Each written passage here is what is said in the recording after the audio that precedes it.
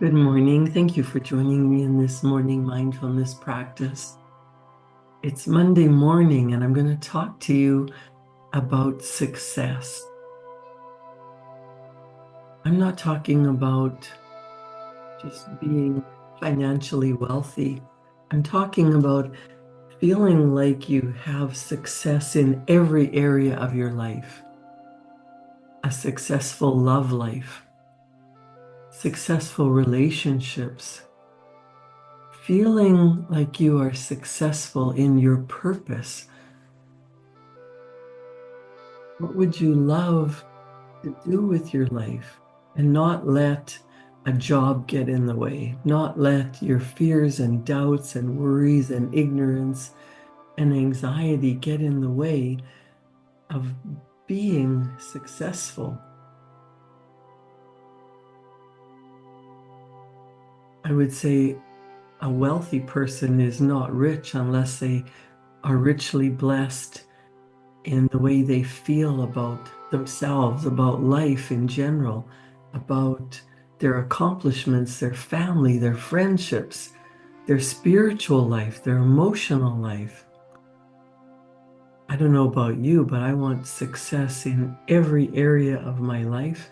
And what I want for me, I want for you, for everyone. I want everyone to feel that they are living well, that they are living successfully.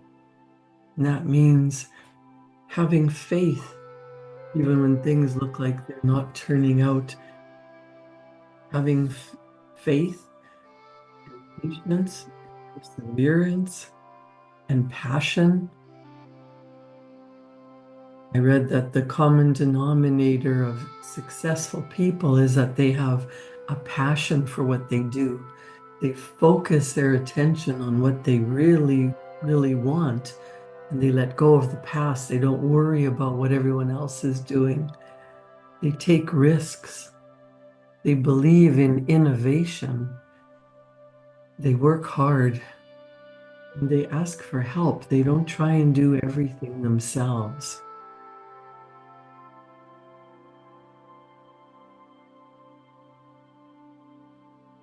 People ask, what is the common denominator of success? The secret of success of every individual who has ever been successful lies in the fact that he or she has formed the habit of doing things that failures don't like to do. Now, I don't really like the word failure, but I Googled the common denominator of success, and it says this is just as true as it sounds and as simple as it seems. And behind every success, there must be a purpose. And that is what makes purpose so important to a person's life. What is your purpose? Why are you here? You're not just here to work to earn a paycheck. You are here to live. You are a spiritual being gifted with an intellect. You are God's highest form of creation. And through your human hands, you change the world. You make things happen. You create. You are co-creating your life with universal intelligence, with God, with spirit, with energy. And everything is energy.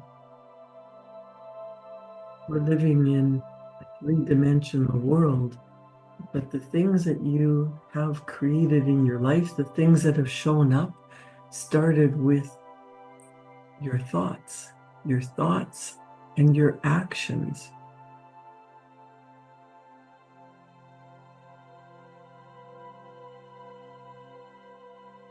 Think about the things that you have created in your life, the things that you love, the things that are wonderful, and the things that you usually take for granted. And what else do you want? You can create that, and you don't have to look back, because you can't create the future based on what's happened in the past. The past is gone. You have to create something that you really, really love. Fall in love with the idea. Decide what you really, really want. And then have such a passion for it and such focus that you know it's going to happen no matter what. You're going to go through a brick wall to make it happen. You're going to take risks. You're going to base your ideas on new innovations, not what you've done in the past. You're going to work hard, but when you're in love with something, it doesn't feel like hard work.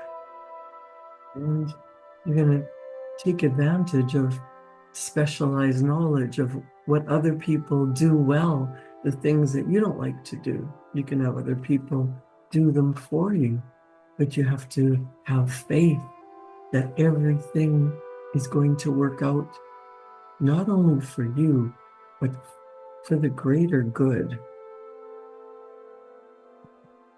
I'm going to read a chapter from my Thinking into Results book that was written by Bob Proctor and Sandy Gallagher. It's part of a whole program. There is a really important little story in one of the lessons. It's called The Common Denominator of Success by Albert E.N. Gray. And Albert E.N. Gray was an official of the Prudential Insurance Company of America. He was a highly sought after speaker. And I know that Bob Proctor worked with the Prudential Insurance Company and helped raise their bottom line by hundreds of millions of dollars. So this speech is from 1940, but it's still applicable today.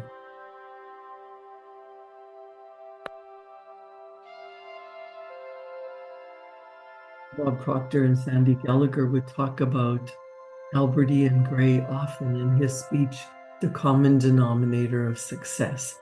Years of experience as a successful executive helped Mr. Gray find answers to the questions that you've probably asked yourself. Questions like, how can I avoid failure in this new career? How can I manage to succeed in my interesting new profession? Mr. Gray crystallized his thoughts about these common but important doubts that we all have experienced at some time during our lives, and he incorporated them into a speech called The Common Denominator of Success. Bob and Sandy took the liberty of substituting a few phrases to help each of us relate to Mr. Gray's remarkable message more personally. He said, several years ago, I was brought face to face with the very disturbing realization that I was trying to supervise and direct the efforts of a large number of people who were trying to achieve success without knowing myself what the secret of success really was. And that naturally brought me face to face with the further realization that regardless of what other knowledge I might have brought to my job, I was definitely lacking in the most important knowledge of all. Of course, like most people, I had been brought up on the popular belief that the secret of success is hard work. But I had seen so many successful people, so many people work hard without succeeding. And so many people succeed without working hard that I had become convinced that hard work was not the real secret, even though in most cases it might be one of the requirements. And so I set out on a voyage of discovery, which carried me through biographies and autobiographies and all sorts of dissertations on success and the lives of successful people, until I finally reached the point at which I realized the secret I was trying to discover lay not only in what people did, but also in what made them do it. I realized further that the secret for which I was searching must not only apply to every definition of success, but since it must apply to everyone to whom it was offered, it must also apply to everyone who had ever been successful. In short, I was looking for the common denominator of success. And because that is exactly what I was looking for, that is exactly what I found. This common denominator of success is so big, so powerful, and so vitally important to your future and mine that I'm not going to make a speech about it. I'm just going to lay it on the line in words of one simple syllable, so simple that anybody can understand them. The common denominator of success of every person who has ever been successful lies in the fact they formed the habit of doing things that failures don't like to do. You have to form habits, even if you don't feel like doing things that you know are going to take you to that next level, you have to do them anyway. Albert Ian Gray said, "It's just as true as it sounds, and it's just as simple as it seems. You can hold it up to the light, you can put it to the acid test, you can kick it around until it's worn out, but when you're all through with it, it will still be the common denominator of success, whether we like it or not. It will still explain why people have gone into business or a profession with every apparent qualification for success and have ended up being nothing but disappointing failures, while others have achieved outstanding results in spite of many obvious handicaps. And since it will also explain your future, it would seem to be a mighty good idea for you to use it in determining just what sort of future you are going to have. In other words, let's take this big, all-embracing secret and boil it down to fit you.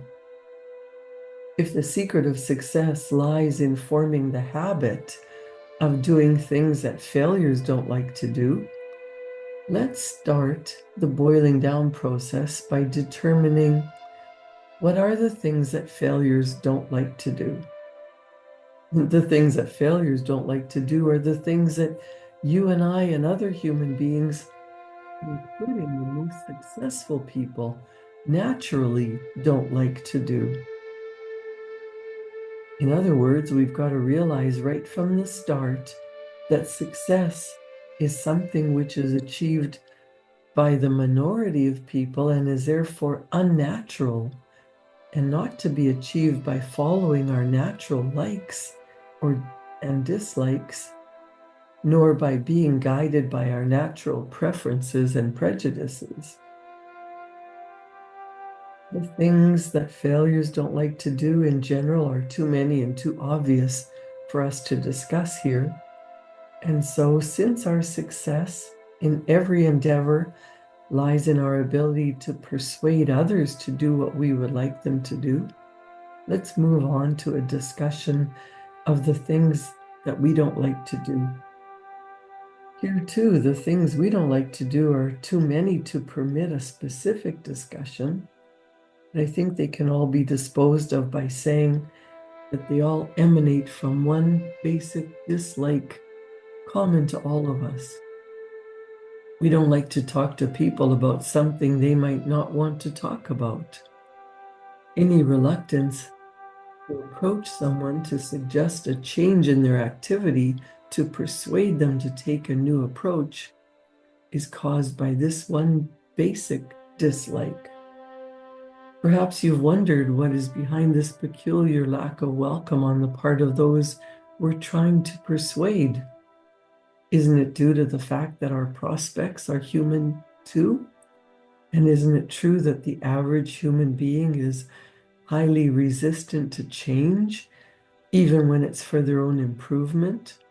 and is therefore prone to escape our efforts to persuade them to do something they don't want to do by striking at the most important weakness we possess, namely our desire to be appreciated. Perhaps you've been discouraged by a feeling that you were born subject to certain dislikes peculiar to you, with which successful people are not afflicted. Perhaps you've wondered why it is that those who accomplish most seem to like to do the things that you don't like to do. They don't. And I think this is the most important and encouraging statement I have ever offered any person. But if they don't like to do these things, then why do they do them? Because by doing the things they don't like to do, they can accomplish the things they want to accomplish. Let me repeat that. Successful people are influenced by the desire for pleasing results. Failures are influenced by the desire for pleasing methods and are so inclined to be satisfied with results as can be obtained by doing the things they like to do. Why are successful people able to do things they don't like to do while failures are not? Because successful people have a purpose, a definite purpose backed by a burning desire. Their purpose is strong enough to make them form the habit of doing things they don't like to do in order to accomplish the purpose they want to accomplish.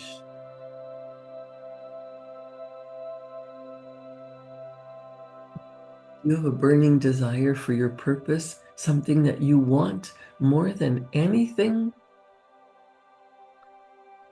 Albert Ian Gray says, sometimes even the best producers get into a slump. When a person gets into a slump, it simply means that they have reached a point at which, for the time being, the things they don't like to do have become more important than their reasons for doing them. Many people with whom I have discussed this common denominator of success have said at this point, but I have a family to support, and I have to make a living for my family and myself. Isn't that enough of a purpose? No, it isn't. It isn't a sufficiently strong purpose to make you form the habit of doing the things that you don't like to do, for the very simple reason that it is easier to adjust ourselves to the hardships of a poor living than it is to adjust ourselves to the hardships of making a better one. If you doubt me, just think of all the things you're willing to go without in order to avoid doing the things you don't like to do. All of which seems to prove that the strength that holds you to your purpose is not your own strength, but the strength of the purpose itself. Now let's see why habit belongs so importantly in this common denominator of success. People are creatures of habit. Just as machines are creatures of momentum, for habit is nothing more nor less than momentum translated from the concrete into the abstract. Can you picture the problem that would face our mechanical engineers if there was no such thing as momentum? Speed would be impossible because the highest speed at which any vehicle could be moved would be the first speed at which it could be broken away from a standstill.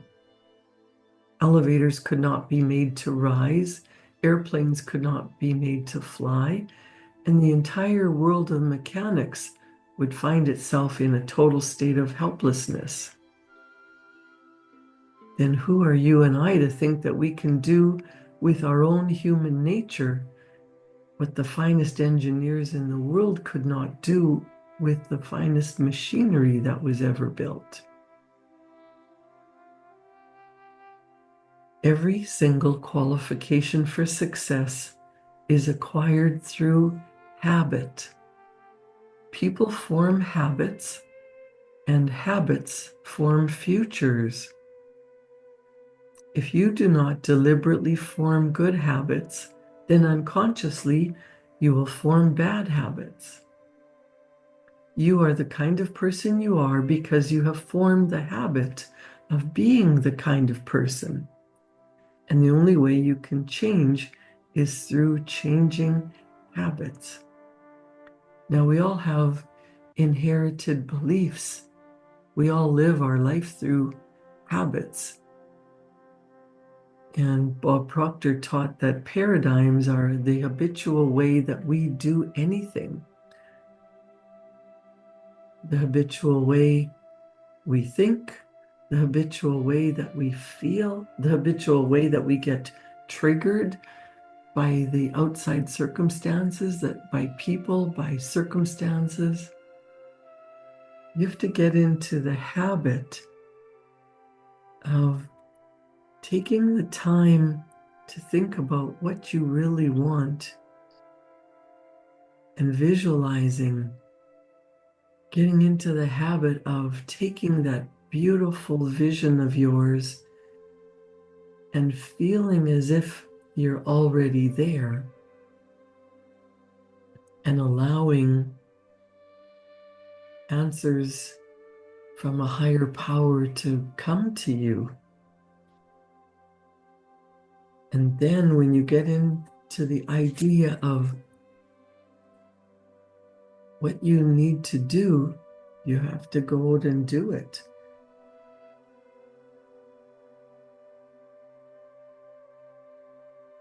If you're a person who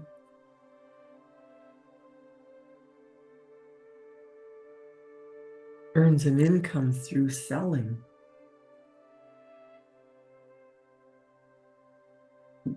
well, Albert Ian Gray and Bob Proctor talk about the success habit for any area of achievement can be divided into 4 main groups: contacting habits, calling habits, persuading habits, and working habits. Any successful person will tell you that it is easier to persuade someone to a particular course of action than to find someone who already wants to do it. But if you have deliberately formed the habit of contacting people who need what you're offering, regardless of their wants, then unconsciously you have formed the habit of limiting your contacts to those people who already want what you have to offer. And therein lies the one and only real reason for a lack of interested contacts. As to calling habits, unless you have deliberately formed the habit of calling on people who are able to do what you want them to do, but who may be unwilling to listen, then unconsciously you have formed the habit of calling on people who are willing to listen, but unable to do what you want them to do. As to persuasion habits, unless you have deliberately formed the habit of calling on people determined to help them see why it is in their best interest to take a particular course of action, then unconsciously you have formed the habit of calling on people while you are in a state of mind in which you are willing to let them make you see their reasons for not going along with you.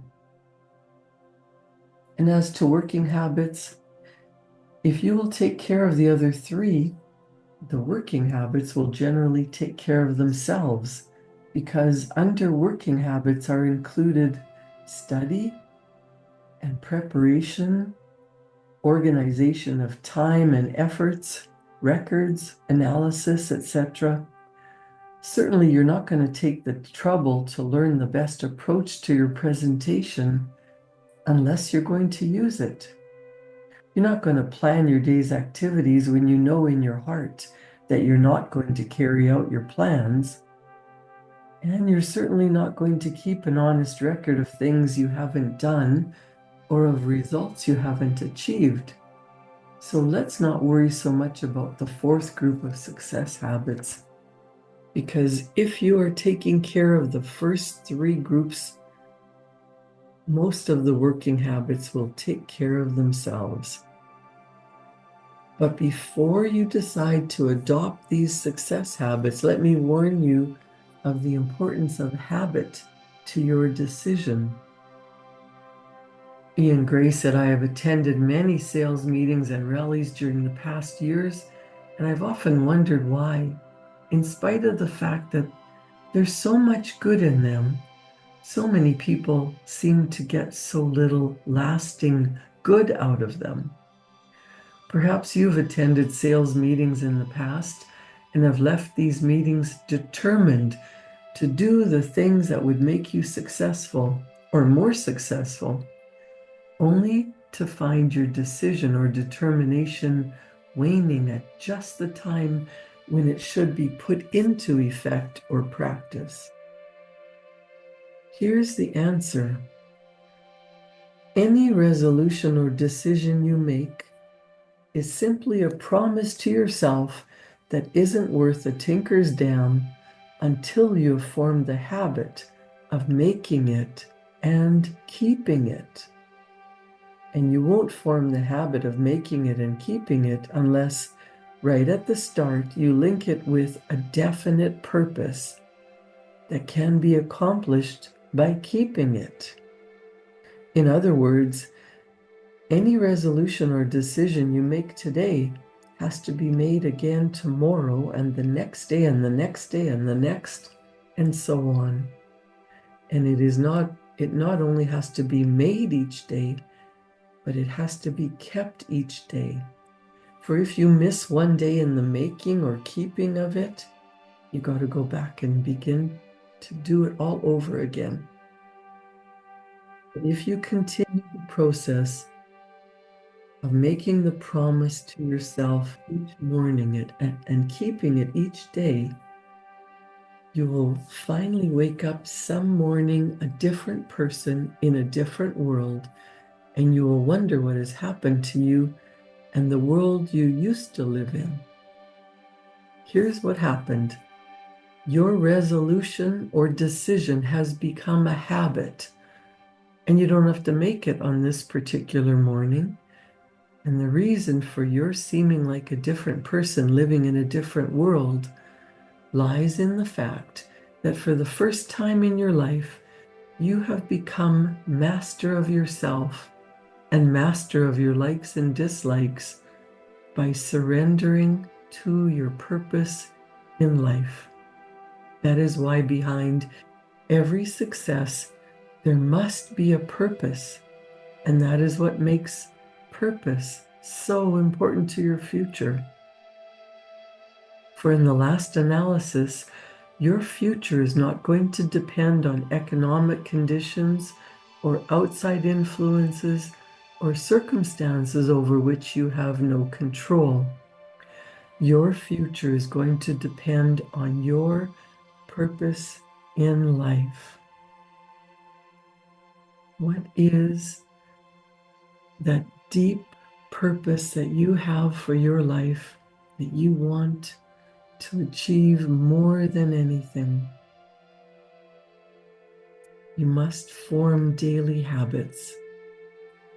Get into the habit of deciding what is it that you truly desire? What are you going after? What is that dream in your heart? Get in tune with the feeling as if you're already there.